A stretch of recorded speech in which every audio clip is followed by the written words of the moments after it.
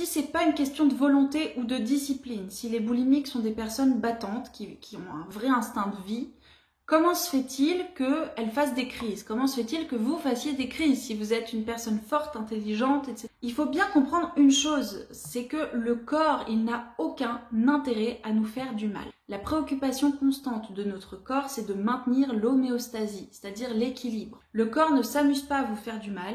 Toutes les réactions qu'il développe sont là pour vous protéger, pour maintenir cet équilibre. Et ça, c'est valable même par exemple pour la maladie. Le corps ne s'amuse pas à nous faire du mal. Et c'est valable même pour les maladies auto-immunes, qui sont un peu une manière pour le corps de se retourner contre lui-même. C'est jamais par malice ou par plaisir, c'est toujours pour maintenir un équilibre, même si ça peut sembler paradoxal. Pourquoi est-ce qu'on fait des crises du coup si on est si intelligent et si volontaire? Je vais vous dire une chose qui va peut-être vous choquer si vous ne l'avez jamais entendue. En tout cas, ça va probablement aller à l'encontre de ce que vous entendez généralement sur la boulimie. Le discours habituel sur la boulimie, il consiste à dire on est face à un problème de comportement alimentaire. On est face à des personnes qui ne savent pas gérer leur alimentation, ni leurs émotions, et qui du coup mangent leurs émotions. Voilà moi ce que je lis très souvent. Donc on va dire, c'est l'approche principale, l'objectif c'est d'aider ces personnes qui ont un problème avec leur comportement alimentaire, de les aider à arrêter les crises. C'est ça qu'on cherche, c'est ça le but.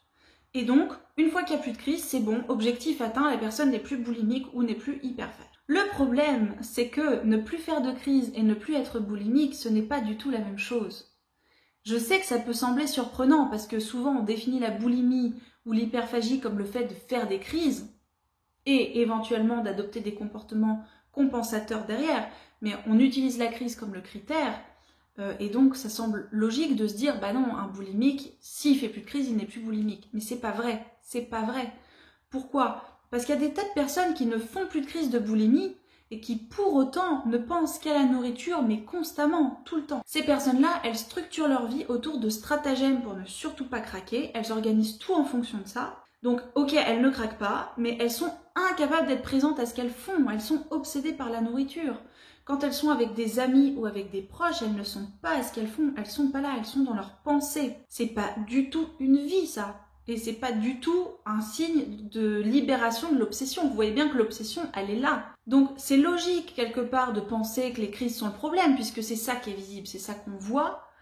Et c'est ça qui, au quotidien, handicape la personne. C'est le fait de passer autant de temps à manger, de mettre autant d'argent dans la nourriture, de se faire mal en vomissant, de se faire mal en compensant. Donc c'est logique de voir ça comme le problème. Et pourtant, et c'est là où je vous dis ça va probablement vous surprendre, les crises non seulement ne sont pas le problème, mais les crises vous maintiennent en vie pour l'instant. Et ça peut sembler extrêmement choquant, notamment parce que l'approche traditionnelle, y compris médicale, c'est de dire non, les crises c'est très mauvais pour la santé, il faut se débrouiller pour ne plus en faire. Par contre, les personnes qui font plus de crise mais vivent un calvaire parce qu'elles sont constamment en restriction, ça c'est pas un problème. Ben si, c'est un problème et ça peut entraîner des troubles mentaux beaucoup plus graves de vivre comme ça. Pour le moment, vous ne pouvez pas arrêter les crises comme ça par la force de votre volonté et c'est pas parce que vous n'avez pas assez de volonté, c'est parce que pour l'instant ces crises vous maintiennent en vie. Comme je vous le disais, le corps n'a aucun intérêt à vous faire du mal. Son intérêt c'est de vous maintenir en vie dans les meilleures conditions possibles, le plus longtemps possible. Les crises, c'est un mécanisme de survie contre des angoisses existentielles fortes. Et ces angoisses-là, ça n'a rien à voir avec la nourriture. La nourriture, c'est un moyen qu'a trouvé le corps, un mécanisme d'addiction qui va vous aider à vous anesthésier quand vous en avez besoin. Ces fameuses angoisses existentielles vous mettent dans un état de tension quasi permanent. Vous êtes sans doute fatigué la plupart du temps. Vous avez probablement l'impression que la vie est extrêmement difficile, pesante, lourde, que ça vous demande beaucoup d'efforts, que c'est dur, que c'est compliqué. Et parfois même peut-être que vous vous dites que vous n'êtes pas né sur la bonne planète et que ce serait beaucoup plus simple de ne pas être là où vous êtes. Et je vous comprends, moi je me suis dit ça pendant la majeure partie de ma vie. Vous vivez une vie qui est, à cause de ces angoisses que je développerai un tout petit peu plus tard, qui est compliquée à vivre, c'est difficile. Et donc les crises pour l'instant sont un mécanisme qu'utilise le corps pour vous maintenir en vie. Le corps et l'esprit d'ailleurs, mais c'est pas le sujet. Les crises, ce sont vraiment des fusibles qui sautent quand ça devient trop difficile. Elles sont pas là pour rien. Et donc ce ne sont pas les crises le problème, ce sont bien les angoisses sous-jacentes contre lesquels le corps a trouvé la parade de vous anesthésier par la nourriture et peut-être par d'autres addictions, d'autres substances ou d'autres comportements. Il n'est pas rare qu'on ne souffre pas que de boulimie, mais aussi qu'on puisse avoir d'autres types d'addictions ou de comportements compensateurs. Moi par exemple, j'ai beaucoup fumé, j'ai fumé pendant plus de 10 ans, peut-être 13 ans, quelque chose comme ça, et je buvais aussi beaucoup quand j'étais boulimique, je buvais beaucoup d'alcool. Donc il est non seulement inutile de vouloir supprimer les crises sans travailler sur le fond, mais c'est aussi extrêmement dangereux. Pourquoi?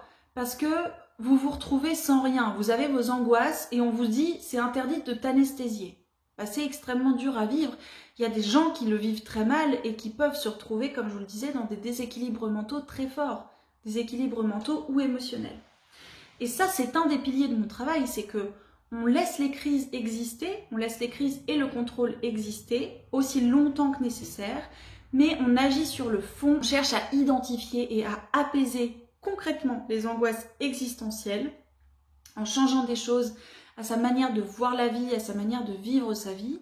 Ce ne sont pas des changements brutaux, mais ce sont des changements tout de même, parce qu'on ne peut pas continuer à tout faire comme on fait et à espérer que quelque chose change comme par magie. C'est pas possible. Donc, c'est très important. Au lieu de se forcer à modifier un comportement alimentaire qu'on voit comme problématique, alors que c'est un mécanisme de survie, on travaille sur soi, on apprend à se connaître, on apprend à se respecter et à se faire respecter, on s'apaise, on vit de mieux en mieux, on vit en paix et au fur et à mesure qu'on fait ce travail, l'obsession alimentaire s'estompe, puis disparaît toute seule d'elle-même. Alors c'est pas de la magie, hein, il y a bien un travail de fond à faire sur vous, mais on ne touche pas à la partie alimentaire dans mon accompagnement. Et à mesure qu'on apprend à bien vivre, à être aligné, à être sur ses rails, à être en paix avec soi-même, à mesure que ces angoisses existentielles nous lâchent, la boulimie nous lâche elle aussi.